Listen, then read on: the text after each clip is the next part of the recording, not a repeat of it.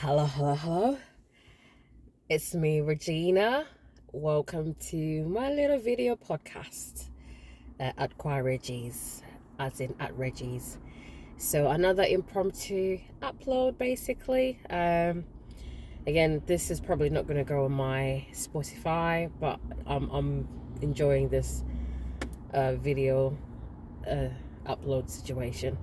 Anyway, something came to mind, especially regarding Black African migrants, immigrants, if you want to put it that way. So I'm African, okay? If you've listened to my podcast, I'm African, and my podcast is about people who've moved all the way from Africa and have settled within the West.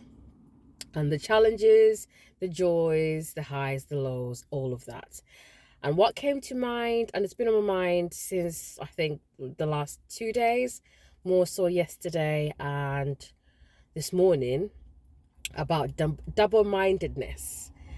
And what I mean is the double-mindedness we have when we move abroad, in the sense that when you come here, they always tell you, you're African, remember that, you're gonna go back, and I'll send you back home if you don't listen, if you misbehave. And then as you get older, your peers, your family members, your elders, they'll say to you, make sure you invest in Africa, make sure you've got something set aside. You don't know about tomorrow, which is true. You don't know about tomorrow. And if you're still finding your feet, depending at what age you've come abroad and how life is going, opportunities and all of that, it's good to think about that. But my problem now is, when you come here as a young person, right, when you're getting married, having children, who they will know nothing but the West, from the teen years to young adults to being an adult now.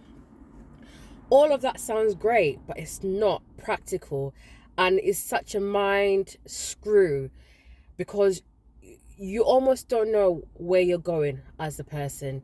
You import and implant all these things and say, okay, I'm African, when I grow up, I'll go to Africa.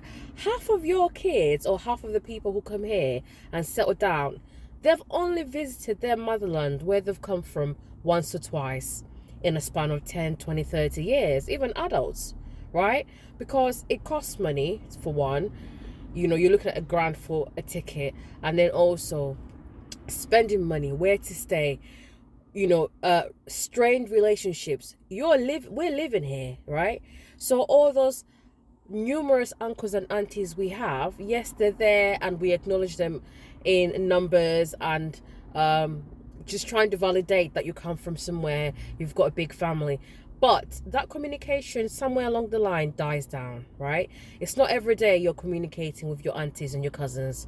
That relationship or foundation you had, it's totally different, because your mindset and your mind frame has been altered to where you are living, i.e. here in the West, right?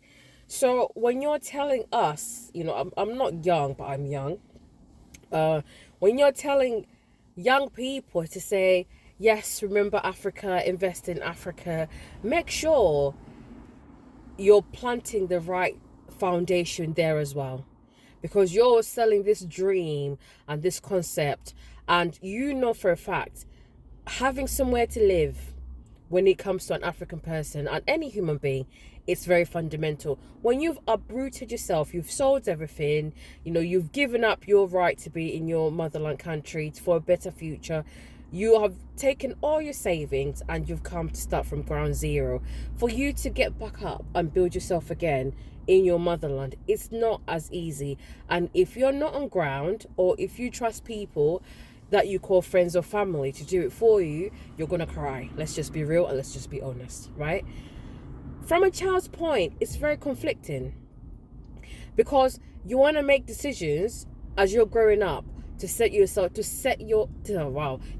yourself where you are in the West, to settle down, choose the right careers for you, not just because of money, whether you want to go to uni or not. You've got those choices here. I like that about the West. As long as you can learn to maneuver yourself, there's always help and advice and information on how to move about.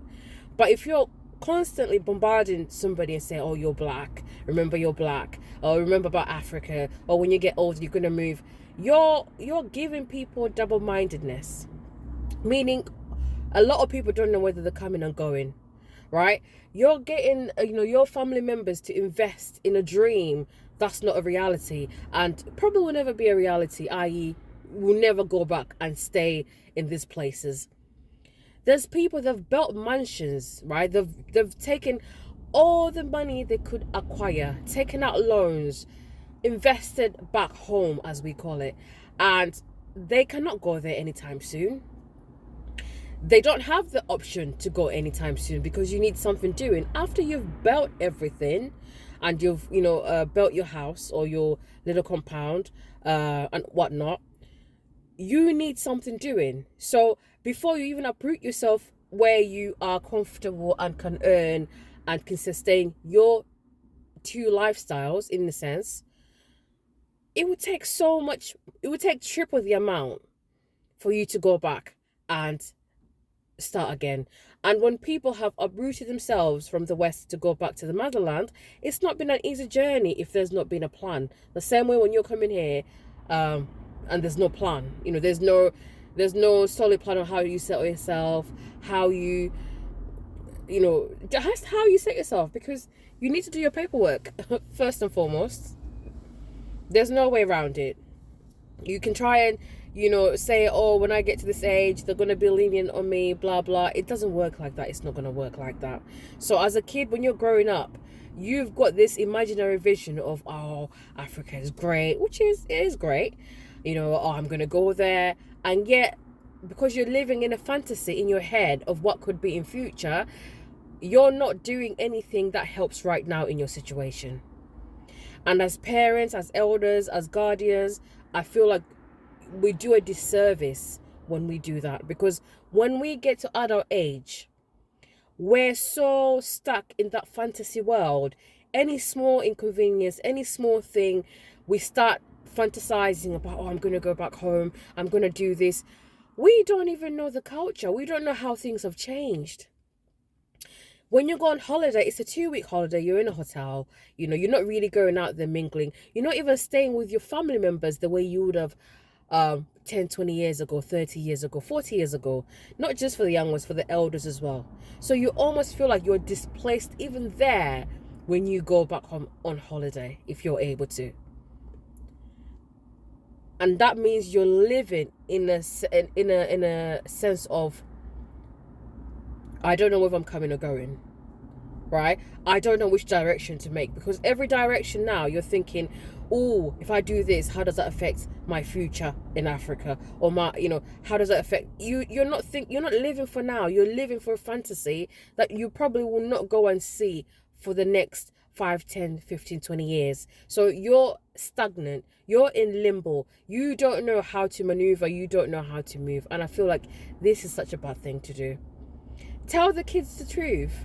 Yes, I'm going to tell you about Africa as I record it. It's great. The weather's nice. Things are not as cheap as probably they were before. Like my currency now is 1-to-1, right? 1-to-1, and inflation and all of that. It doesn't make sense, right? Here, things are steady. So even if you're doing projects, that 1-to-1 is absolutely painful.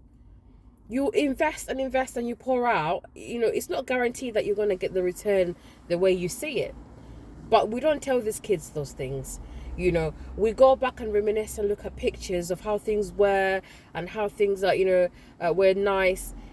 That's great, but they're nicer and bigger and greater things now. I mean, the world has moved on from... Most of us came here before iPhone stage. Right? A world of TikTok, a world of technology, a world where you can access all the information you need on your phone, meaning things are improving. So basically, yeah, it's we've got to be real with ourselves, because at the end of the day, if we get to this adult stage and you start looking back and realizing, Why did I believe in that narrative? Why did I not think for myself? Once I hit the legal adult age, to start thinking of myself, not to be defiant, but to start asking questions and critically think for myself. And then you realize you're so many years behind, not by choice, because there's always factors around it, but because you're double-minded. You say you're doing things to invest in a place where you're not going to live, where you're not going to be for a very long time. Even to go visit your family members. Like, people, life is moving on. Everyone's moving on, right? All your family members, everyone's living life. So you building a fantasy of how life can be and will be if you decide to, go back home when you've not really invested in those relationships. You might as well stay put where you are in the West. I don't know if that's making sense. Do not parents, I'm not a parent just yet, but I feel like wisdom is not subjected to just one side. If you've lived life, you've experienced things. Experience is the mother of all teachers. I believe that, right? You will sell the dream so much to the point that your young ones, where they're able to earn and get access to finances, funding, all of that, will take out loans, credit cards, in the name of investing, and then there's no yield after that many years. Now you're screwed here, you're screwed abroad. The so-called abroad that you've never been in a while. Well, not never been. You've not been in a while, as in you've not really been. You've gone to other countries for holiday. You've not really gone back home. So I've inconvenienced myself here in the West with this fantasy and dream of investing out there, and there's nothing that's showing for it. Do you know what that does to a person? It breaks you. That double-mindedness even gets worse, let me tell you. Don't sell fantasies to people, your kids especially, and then don't question them when they get older why they're not doing this or doing that. Why are they not? Because and I'm not blaming people, I'm just saying, what does the Bible thing say? A double-minded person. Well, let me see. No, I'm about to lie. I caught a verse that's not there. I'm just remembering, like, a divided house cannot stand, which for me, I'm almost thinking, if your mind's divided, there's no focus on one thing. Meaning, you're not strong enough in foundation to go through and survive. Let me see. Gosh, I'm not even I didn't think I was to have to use the Bible to quote things, because again, I'm not holier than thou. I'm just sharing my story or my thoughts. Something happened and just annoyed the hell out of me, because as elders, when you're getting older and you've lived in that double-mindedness and you've not really planned yourself, you inconvenience your younger ones that are there to help you, of course, but you make life hard for themselves. You absolutely set them back. I hate double-minded people, but I love you. No, such a person is double-minded and unstable in all they do. No, that's not it. NIV version, right? Okay, let me see. Whew. I can't believe I'm quoting the Bible. It's not a bad thing. This is James. Right, James. What is this? James 1, I think. Is it James 1? Yeah, James 1. It says, trials and temptations. Consider it pure joy, my brothers and sisters, whenever you face trials of many kinds, because you know that the testing of your faith produces perseverance. Let perseverance finish its work, so that you may be mature and complete, not lacking anything. No, that's not what I want. If any of you lacks wisdom, you should ask God, who gives generously to all without finding fault, and it will be given to you. Okay, but when you ask, right, verse 6, when you ask, you must believe and not doubt, because the one who doubts is like a wave of the sea, blown and tossed. by the wind. Okay, English is not my first language. Verse 7, it says, that person should not expect to receive anything from the Lord. It's a bit harsh. Such a person is double-minded and unstable in all they do. Woo! Okay. I'll have to read that to actually understand it. But when you ask, you must believe and not doubt, because the one who doubts is like a wave of the sea, blown and tossed by the wind. That person should not expect to receive anything from the Lord. Such a person is double-minded and unstable in all they do. That's the NIV version, right? James 1, verse 2 to 9, I read, And to me, that's just saying to me that, right, we pray to come to the abroad, right, for whatever situation, and we make it here, okay? After we've passed through the trial and tribulations of immigration and stabilization and the cost of it. Now, we're here, and it's life, I guess it. We're here, we prayed, we've been blessed, and God has given us the ability to stay here, earn here, and establish and make life here. For whatever reason, we decided to relocate, because that journey is a long journey. Now, we've got everything needed to survive. We become ungrateful. Now we're thinking of, oh, this is not good enough. Where I'm coming from, it's good enough. So I must take everything I have and put it there and not do anything of where I am now. Excuse me. To me, it's like you're in double minds, because whatever you're investing, whatever you're doing, it's not going to really follow through and accomplish something at the end of it. You're doing double the work. You're doing 2 times of a job when you should just focus on what you need to do now. Because if you look after yourself now and you do the right thing that you need to do right now where you are, and everything is done, and you've set things in place for yourself, then you get the option to go and do things outside of your immediate life. But if we're sacrificing, right, and investing in where we're not and neglecting now, we're gonna end up in shit. Oh God, forgive me. We're gonna end up in crap. And I've seen it, and I've seen it for myself. I'm speaking from experience. Obviously, I'm not sharing too much and too deep of, exactly why I'm saying this. But this is the reality of people. You'll hear stories of people saying, I've been here 20, 30 years in the West. I've not bought a house here. And buying a house is a process as well. But all the money you've earned, all the loans taken, you've invested back in a place where you've left, and you've trusted other people to build you this dream and castle and mansion, that's just there sitting empty, wasted materials, wasted space, right? And here you are suffering. And then when we pray, we say, God is not fair.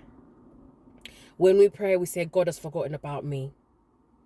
When we pray, we say, we just minimize the grudge. I mean, even the length for you to be able to earn something and get all this access to finances and education and jobs and privileges and, overcome trials and tribulations. We really just dishonor God's grace and his provision. And then when things don't work out in our made up mind of this fantasy that we've built up in our heads of how we're gonna take everything and invest it somewhere where we're not gonna go for a long time, and everything hits the fan in the end, we can only blame ourselves. And I'm at this stage now, I'm just like, God, help me to realign myself back to what I need to do. Help me to, pay off stuff and reestablish myself in the land that I'm living. Help me to get better. I'm on the Dave Ramsey program. Well, I'm following Dave Ramsey, the 7 steps.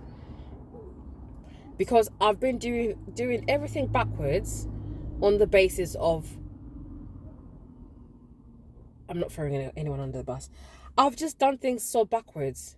And I'm in my 30s now. And I'm thinking, if this is how I'm going to continue, I know for a fact, come in my 60s, I'll be in this position or situation where other family members have found themselves. And I pray to God, I never want to be a liability. And I'm not saying they're a liability, but because of poor choices, not listening, thinking that you're older, you know more or better, instead of actually seeking information, reading up, asking the right information, you just kind of take what other people have said and done, which might not be the right thing to do. But because someone's done it and it's come out great, we go and follow without actually finding real knowledge and real information, and then we end up stuck in our old age, right? And then you want to guilt trip, you want to use emotional blackmail. Now everyone is an enemy, right? Everyone is bad because they're moving on, and they've planned for their lives. I pray to God I don't ever want to get there, because I'm thinking, as I am now, this is the path that I've been living on, and I cannot pacify other people. I can only help, but I don't want to. This is how we break generational curses. I drive around for my work, right? I'm on the road all the time, and it pains me so much when I see elderly black men, especially, and black women, but black men especially. You can see they're tired. You can see that maybe the living situation is not great. You can just see you can just see that life, when they were younger, maybe they didn't plan properly, or again, they were in double-mindedness. Maybe the system trying to navigate wasn't great, mistakes were made, and I'm not just saying this on just black men. I'm just saying this is the majority that I tend to see more. Like, they're stuck, they're destitute, because again, they lived in double-mindedness. I'm sure they were sending money when things were good, sending money back home, helping everybody, saying, oh, build this, build that, not in their names, didn't really buy a house or look at housing here and how you can find at least, apply for housing if you're able to back in the day, sit there in one place, do the right thing, and maybe have option to buy, like, the other counterparts. Wow. The white generation, like when they pass on houses and land and all these things. And don't get me wrong, this happens in Africa too. But the problem in Africa is somebody can really work hard, right? Build all these houses and lands and businesses. God forbid they die. All the family members become vultures now. The kids and the wife are almost forgotten. It's like there's entitlement from family members, siblings, cousins, aunties, uncles, thinking they've got access to that property. Here in the West, if a grandparent says, I want this house when I go left to this person, and they include it in their estate, come rain or shine, you can't override that.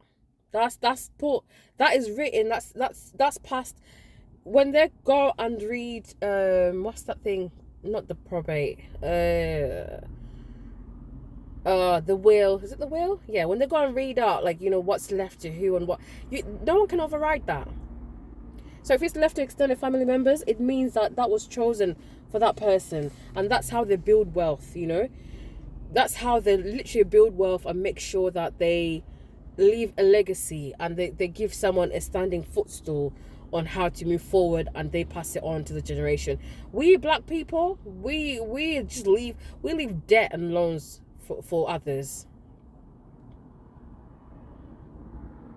Honestly, I want to do better for me. Like, I'm over it and I'm done. Okay, I just advise, if you're a young person, right, respect your mom, your dad, your elders, but use critical thinking for yourself.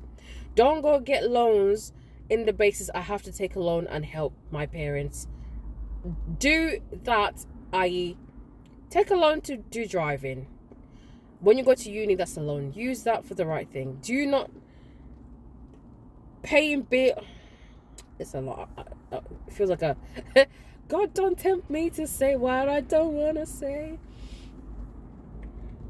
Use whatever access of funding you can get for yourself, whether you're an adult, as long as you're like from a legal age and you've got access to these things. Use it to better yourself, to invest in yourself, because if you're using it to invest in yourself, i.e. drive, that will open opportunities for you, right? That will help you long term for life and future. Buying a car after you've finished your driving, if you've used the loan or the student bursary for that outside your living costs. That's helping you to be able to maneuver, work, study, and finish things for yourself. I think it's a selfish season. You adults, it's never too late. Make sure you start looking at plans and things that you can do to better yourself, so you're not a burden and you almost impose your children's lives to the point they can't move, or to the point that they're literally, it will take them another 10-15 years just to feel like they are on their feet, just to breathe, basically. But yeah, my break is finished. But yeah, I didn't think I could go and read the word, but I needed to read that, and I might need to read it for myself. Let's read it again. James 1 verse 2. Trials and temptations, consider it pure joy, my brothers and sisters, whenever you face trials of many kinds, because you know that the testing of your faith produces perseverance. Let perseverance finish its work, so that you may be mature and complete, not lacking anything. If any of you lacks wisdom, you should ask God, who gives generously to all without finding fault, and it will be given to you. But when you ask, you must believe and not doubt, because the one who doubts is like a wave of the sea, blown and tossed by the wind. That person should not expect to receive anything from the Lord. Such a person is double-minded and unstable in all they do. So I've left it at verse 8. But yeah, I think verse 12 says, blessed is the one who perseveres under trial, because having stood the test, that person will receive the crown of life that the Lord has promised to those who love him. And that's a real testimony right there. Not just from me, and I've seen it. I've seen God do it. Just that verse alone. When tempted, no one should say, God is tempting me, for God cannot be tempted by evil, nor does he tempt anyone. But each person is tempted when they're dragged away by their own evil desire and enticed. Okay, I'm not changing God's word, but I'm just saying that double-mindedness of saying, what I have now is not enough, or I'm not going to build where I am, but I have to do the extreme and the most back home in Africa, knowing fully well that you're not going to live there. To me, that's greed. I think, and I believe greed is evil. So here we go. Anyway, that's my little, I'll think about posting this. I might have to redo it, but again, I'm just saying, let's not be double-minded. We're here in the West. Let's help our children, our community build here, because we live here, right? We're gonna live here for a long time. I like to say for as long as God gives life, and that's the reality of pretty much a lot of people. So having these fantasies in the head to say, I'm partially living here because this is what I'm going to do, I'm going to move to Africa. Tell the truth and shame the devil. Tell the truth and shame the devil. Wow, do not take my words. Devil, I rebuke you.